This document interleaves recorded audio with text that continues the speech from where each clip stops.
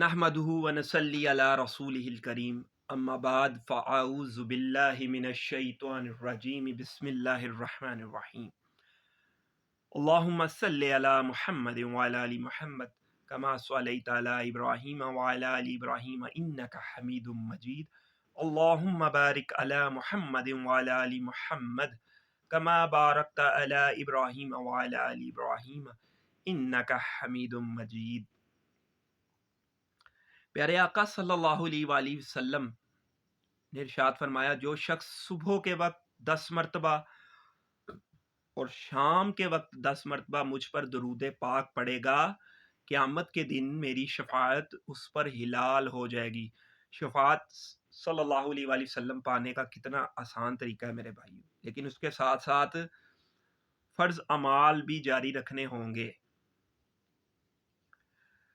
تو یہ میرا مقصد تھا درود پاک کی فضیلت بتانے کا۔ کم درود پاک میں کتنی بڑی فضیلت پیارے آقا صلی اللہ علیہ وآلہ وسلم اللہ کی عطا سے ہمیں عطا کریں گے۔ تو میرا مقصد یہ ویڈیو بنانے کا یہ ہے کہ عثمان بن حجویری جن کو ہم المعروف داتا صاحب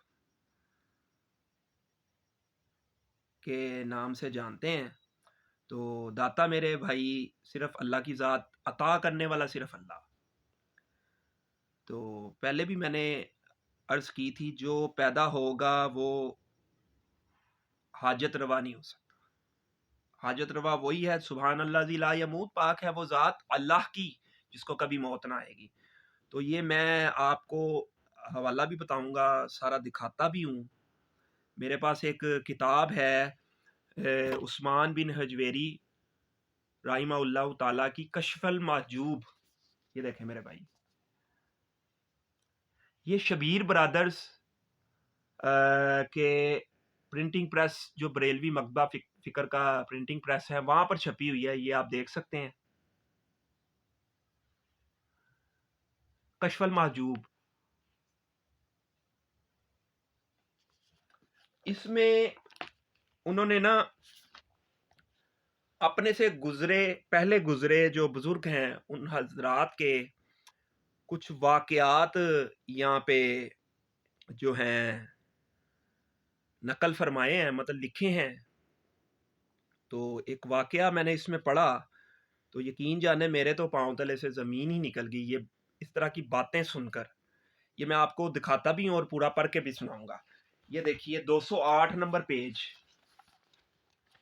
یہ 208 نمبر پیج، کشف المحجوب۔ یہ دیکھیں کشف المحجوب 208 نمبر پیج، اور یہ نیچے با یزید ابو بستانی کا مشاہدہ۔ یہ میں آپ کو لفظ با لفظ پڑھ کے سناتا ہوں۔ یہ دیکھیں با یزید بستامی رحمت اللہ علیہ کا مشاہدہ۔ با یزید بستامی بیان کرتے ہیں کہ ایک مرتبہ میں مکہ مکرمہ گیا، مجھے وہاں خانہ کعبہ نظر آیا تو میں نے یہ سوچا کہ شاید میرا حج مقبول نہیں ہوا، کیونکہ اس طرح کی پتھر کی بنی ہوئی عمارات تو میں نے اور بھی دیکھ رکھی ہیں، معاذ اللہ۔ اللہ کے مبارک گھر کو، خانہ کعبہ کو، قبلہ کو، جس کی طرف دیکھ کر ہم لوگ نماز ادا کرتے ہیں، جس کے بنا فرض نماز ہو ہی نہیں سکتی اگر دوسری سمت میں کھڑے ہو جائیں تو، ان کے بارے میں یہ کہتے ہیں کیونکہ اس طرح کی پتھر کی بنی ہوئی عمارات تو میں نے اور بھی دیکھ رکھی ہیں۔ اچھا آگے اور مزید رکے نہیں، آگے اور مزید سنیں۔ جب میں دوسری مرتبہ حج کرنے کے لیے گیا تو مجھے خانہ کعبہ بھی نظر آیا اور خانہ کعبہ کا مالک بھی نظر آیا۔ یہ دوسرا مشاہدہ، یعنی دوسری بار حج پر گئے تو میں نے یہ سوچا کہ ابھی بھی مجھے توحید کی حقیقت نظر نہیں آ سکی ہے، معاذ اللہ۔ جب میں تیسری مرتبہ گیا تو مجھے صرف خانہ کعبہ کا مالک نظر آیا، یعنی اللہ رب العزت، خانہ کعبہ نظر نہیں آیا۔ میں یہ سمجھا کہ شاید اب توحید کی حیثیت حاصل ہو چکی، لیکن غیب سے آواز آئی با یزید اگر تم سارے جہان کو دیکھو اور اپنی ذات کو نہ دیکھو تو تم مشرک نہیں ہوگے، اور اگر تمہیں سارا جہان نظر نہ آئے اور اپنی ذات نظر آ رہی ہو تو تم مشرک ہوگے۔ با یزید بستامی بیان کرتے ہیں میں نے توبہ کی اور اپنے آپ کی طرف دیکھنے سے بھی توبہ کی۔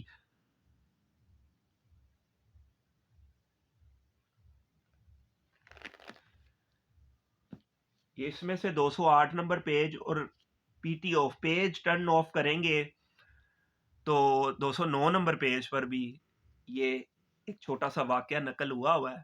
آپ دیکھیں میرے بھائی کہ کیسے کیسے بزرگ ہمیں کہانیاں کرا کے گئے ہیں، کیسے کیسے ہمارے ساتھ کھلواڑ کیا ہے، دین کے ساتھ کھلواڑ کیا ہے۔ میرے بھائیوں، خانہ کعبہ جیسی مبارک جگہ کے بارے میں ایسے الفاظ کے ایسی عمارتیں تو میں نے کئی دیکھ رکھی ہیں، پتھر کی عمارتیں تو میں نے کئی دیکھ رکھی ہیں معاذ اللہ۔ اور میرے بھائی جس گھر میں ہم رہتے ہیں وہ بھی پتھر کی عمارت ہی ہوتی ہے، لیکن ہمارے گھر میں اور اللہ رب العزت کے مبارک گھر میں فرق ہے میرے بھائی، جس سے ہمارے باپ ابو البشر حضرت آدم علیہ السلام جو دنیا میں تشریف لائے، اس کے بعد سے جو نسل کشی ہوئی اور ہمارے باپ ابراہیم علیہ السلام جن کی نسل کشی سے پیارے آقا صلی اللہ علیہ وآلہ وسلم کا مبارک دنیا میں مبارک آمد ہوئی، تو میرے بھائی ان کے ہاتھ کا بنایا ہوا یہ اللہ رب العزت کا گھر جب انہیں حکم ہوا بیت المقدس بنانے کا، تو اس کے بارے میں یہ بزرگ ایسی باتیں کرے۔ ویسے تو یہ من گھڑت واقعہ ہے، انہوں نے ایسی بات نہیں کہی ہوگی، یہ لوگوں کا دل لبھانے کے لیے، اپنی طرف اٹریکشن کرنے کے لیے یہ بزرگ حضرات علماء حضرات ایسے ایسے جھوٹے واقعات سناتے ہیں کہ لوگ ہماری طرف اٹریکٹ ہوں، ہمارے فرقے کی بات سنیں دوسرے فرقے والوں کو کافر کہیں، ان سے دور رہیں۔ میرے بھائی سب مسلمان ہیں، یہ فرقہ واریت یہ ہندوانہ رسمیں ہیں۔ وہ کیسے؟ احمد رضا خان بریلوی بریلی شہر سے انڈیا، اور اشرف علی تھانوی دیوبند شہر انڈیا، اس سے یہ آپس میں ایک دوسرے کو کافر کہتے ہیں۔ میں پھر کسی دن ان کے معاملات پر، ان کی کتابوں پر کچھ روشنی ڈالوں گا تو آپ کو بتاؤں گا، کتابوں کے نام بھی بتاؤں گا، احمد رضا بریلوی کی بھی اور اشرف علی تھانوی کی بھی، یہ ایک دوسرے کو کیا کہتے ہیں۔ تو نیکسٹ ویڈیو میں آپ کو کہ یہ جو ہے نا ان کی میں تھوڑی سی آپ کو وضاحت عرض کرنے کی کوشش کروں گا۔ لہٰذا میرے بھائیوں، پیر ایک ہی امام اعظم محمد الرسول اللہ صلی اللہ علیہ وآلہ وسلم، جن کے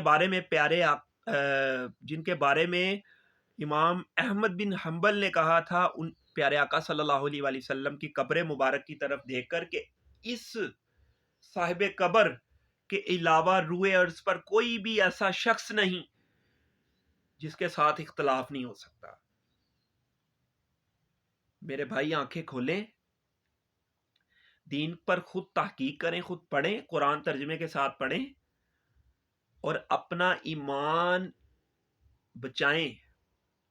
اللہ رب العزت سے دعا ہے کہ جو کچھ میں نے کہا اللہ میرے اور آپ کے دلوں میں راسخ فرمائے اور ہمیں حق بات کہنے، سننے اور آگے پہنچانے کی توفیق عطا فرمائے، اور میری ان باتوں سے اگر کسی کی دل آزاری ہو گئی ہو تو اللہ ہم سب کے دلوں سے محو فرمائے اور سب کو غور کرنے کی توفیق عطا فرمائے اور اپنا ایمان سلامت لے کر قبر میں اترنے کی توفیق دے۔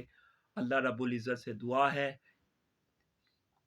کہ ہمیں اپنے محبوب صلی اللہ علیہ وآلہ وسلم کی بروز قیامت شفاعت کا حقدار بنائے. آمین بجاہ النبی الامین صلی اللہ علیہ وآلہ وسلم.